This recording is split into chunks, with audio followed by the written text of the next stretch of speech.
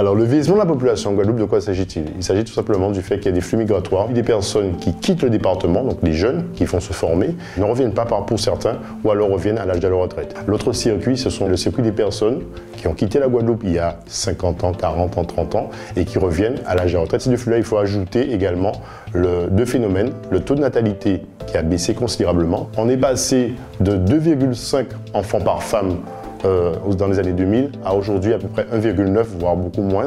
Donc aujourd'hui on est à peu près à 74 ans pour les hommes et 78 ans pour les femmes. Au point qu'effectivement le département français qui sera le plus vieux à l'horizon 2030 sera le département guadeloupéen. Qu'est-ce que ça implique en urbanisme? Eh bien, ça implique effectivement la repensée de nos politiques publiques et aussi de la question des équipements, de la planification et de l'aménagement du territoire. Comment en fait on distribue l'espace entre zones naturelles, zones agricoles et zones résidentielles?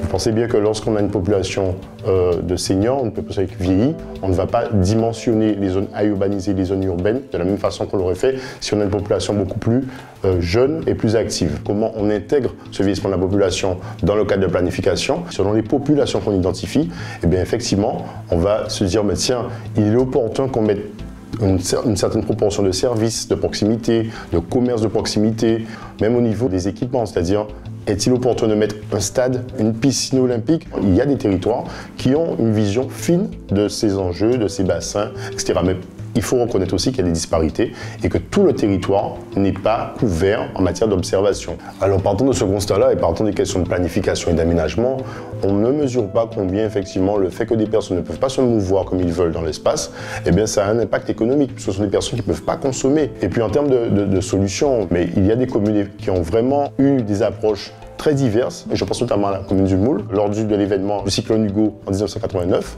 C'est du côté de Petitance où on s'est dit tiens, on va garder une enveloppe créole en termes de typologie architecturale, mais on va la coupler avec de la domotique. On s'est dit mais il y a aussi des personnes qui ont un certain portefeuille et qui sont des seniors et qui peuvent vouloir accéder à des services, du luxe, etc. Et tout. Et du coup, c'est une autre approche. Sauf qu'il faut comprendre qu'en dehors du technique, il faut aller à la base. Et la base, c'est quoi? C'est que on avait des populations avec une similarité de valeurs, une similarité de corporation. Je pense à Darboussier, tout le monde va à l'usine, la même fatigue, les mêmes soucis, les mêmes enjeux, le même avenir, le même horizon. Donc on a l'attitude, on a la légitimité au sein du LACOU à donner un avis sur l'éducation de l'enfant. Parce qu'effectivement, on souffre ensemble, on vit ensemble, on mange ensemble. Et on peut parler de souffrance parce que la souffrance, elle est où?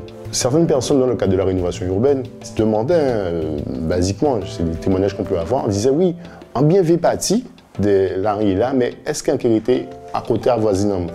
Et parfois, des promesses sont prises, bien sûr, oui, ok, au avoisinant, pas de problème.